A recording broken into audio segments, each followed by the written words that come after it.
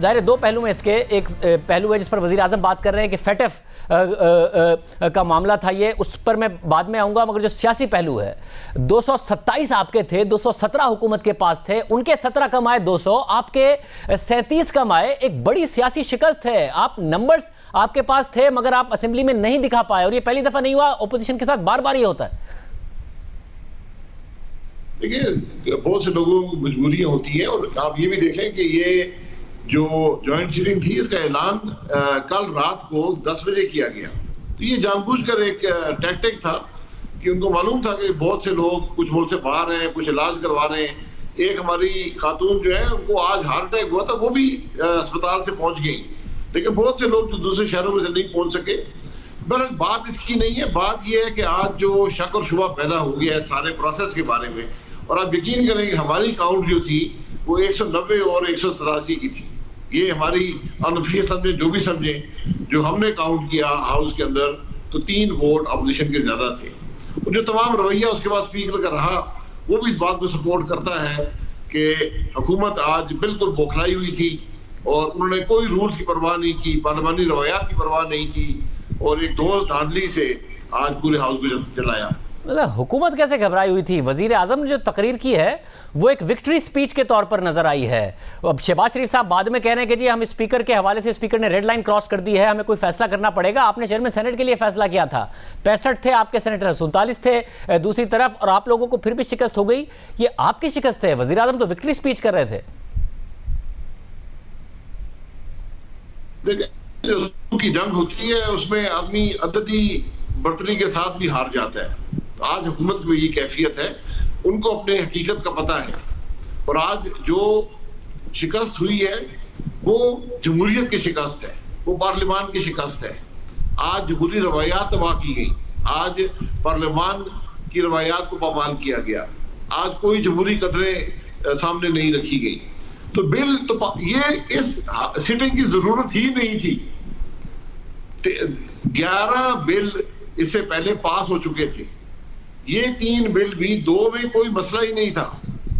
یہ حکومت نے خود ریجیکٹ کروائے سینٹ سے. ایک بل پر 2 معمولی امینڈمنٹس تھی، اور وہ ایسی امینڈمنٹس تھی جو پاکستان کے عوام کے حق کی تھی، وہ پارلیمان کی بات نہیں تھی، کسی کے مفاد کی بات نہیں تھی.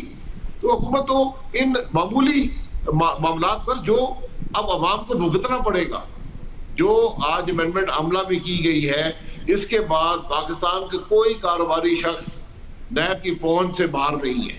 یہ حقیقت میں آج آپ کو بتا رہا ہوں. آپ اس کو ڈیبیٹ کرا لیں، لیکن آپ دیکھیں گے کہ اب نیب جو ہے یہ ہر کاروباری شخص کے گرمان تک پہنچے گا، اور کرپشن کا ایک بہت بڑا دروازہ کھلا ہے.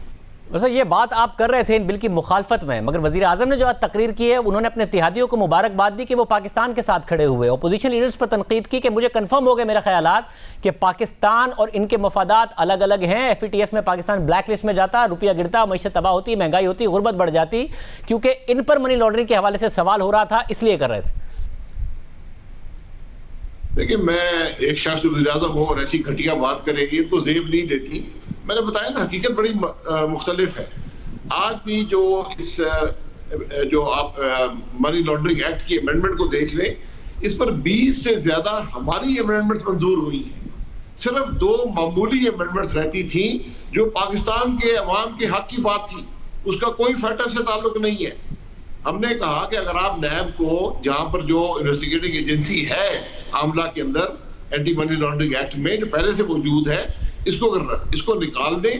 اگر رکھنا چاہتے ہیں تو ایک شک لگا دیں کہ جو نیب یہاں انویسٹیگیشن کرے گی اس کو جا کر نیب آرڈیننس کے تحت استعمال نہیں کرے گی. یعنی یہاں سے کسی کاروباری شخص کو جو M N Es M P Es ہیں ان پر آلریڈی نیب کا اطلاق ہوتا ہے، لیکن یہاں پر کاروباری شخص کو انویسٹیگیٹ کر کے وہاں جا کر کسی ہولڈر پبلک آفس سے جوڑ کر اس پر وہاں پر کیس بنا دیں گے، اور پھر جو تباہی ہوتی ہے سب لوگوں کی وہ ہوگی.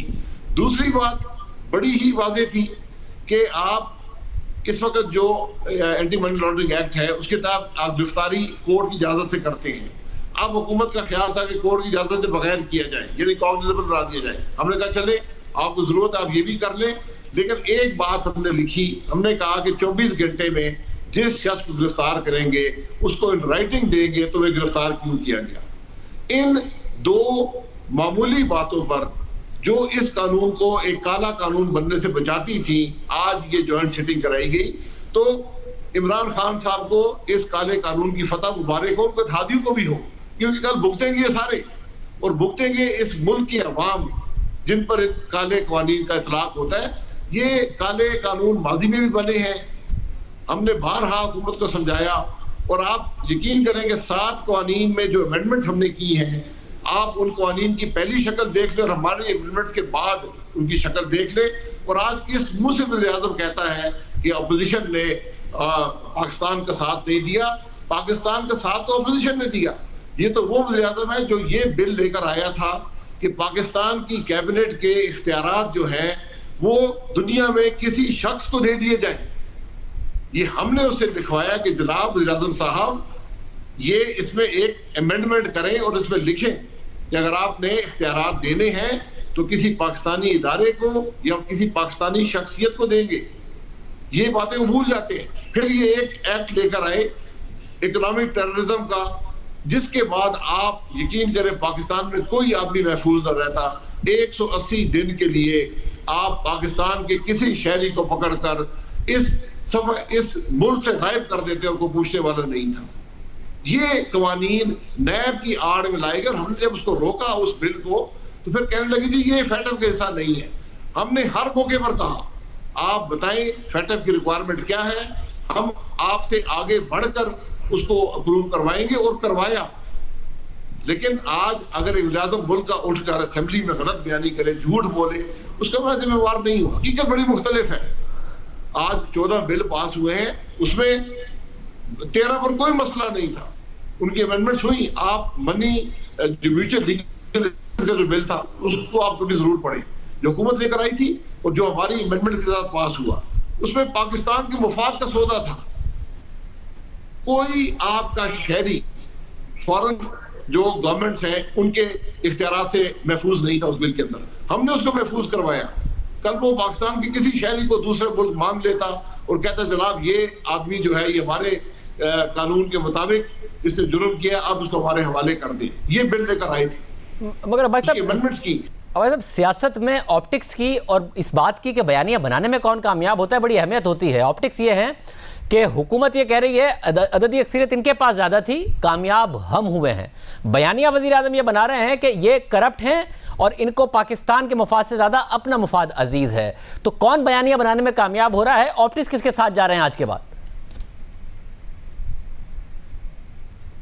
میں صرف یہ کہوں گا کہ یہ آخری ایک حربہ ہوتا ہے, یہ جو جس کو ہم پیٹریٹزم ایک ہے کہ patriotism is the last refuge of the scoundrel. تو آج جب سب کچھ تباہ کر دیا اس ملک میں, معیشت تباہ کر دی, لوگوں کو بے روزگار کر دیا, مہنگائی کر دی, تو آ کر یہاں پر حب الوطنی کا نعرہ لگاتے ہیں. تو عمران خان سے کم از کم میرا دعویٰ یہ ہے اگر اس سے زیادہ نہیں اس کے برابر حب الوطن میں بھی ضرور, شہباز شریف بھی ہے, ہم سب ہیں. حب الوطنی کا نعرہ لگانے والے اصل میں اپنی ملک دشمنی چھپا رہے ہوتے ہیں.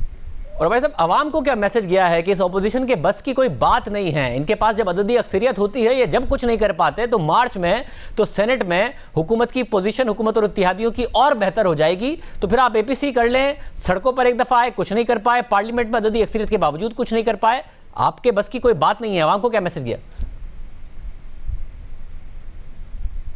حکومت کی کیا مضبوطی ہے جب ملک کی معیشت تباہ ہوگی, جب لوگ مہنگائی کے شکار ہیں, ہر آدمی حکومت کو آج گالی نکالتا ہے, اس حکومت کی کیا مضبوطی ہے؟ میں یہ کہوں گا کہ عددی برتری سے آپ نقصان پہنچا سکتے ہیں, فائدہ نہیں کر سکتے, کیونکہ فائدہ دینے کے لیے عددی برتری کی ضرورت نہیں ہوتی.